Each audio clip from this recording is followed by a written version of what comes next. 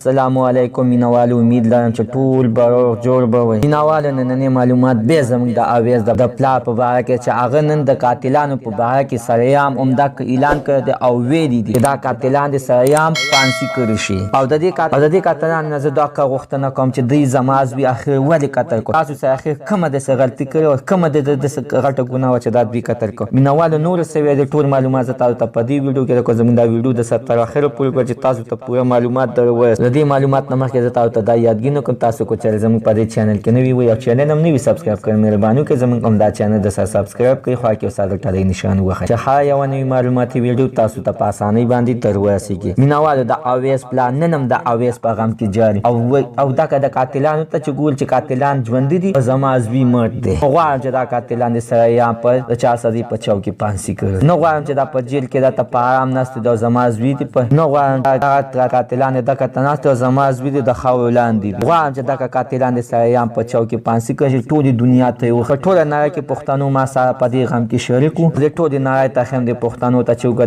دا د اویس قاتلان دي او پانسي کېږي وه. مینهواله د دوی په هره باندې ستاسو څه خیال دی چې اویس پلار دا صحیح خبره کړې چې دا قاتلان د سرعام پانسي کړي شي چې سبا نور کسان هم دغه شانتې غلط کار ونه کړي. د اویس پلار عمده خبره هم کړې چې دا قاتلان نه پانسي شوي تر هغې پورې مې زړه صبر نه کوي او نه مې زړه صبر والا دی. مینهواله د دوی په هره باندې ستاسو څه خیال دی؟ یعنې د اویس پلار صحیح خبره کړې چې دا قاتلان د پانسي کړي شي. حتما نسه خپل نظر لاندې په کمنټ کې شریک کړئ او عزتمن زموږ د نننۍ معلومات ته د دې ځای پورې د نوي معلومات دپاره دسته زموږ همدا چینل د سره سبسکرایب کړئ، خوا کې یو ساده ټلی نشان ووهئ چې هر یوه نوي معلوماتي ویډیو تاسو ته په اسانۍ باندې در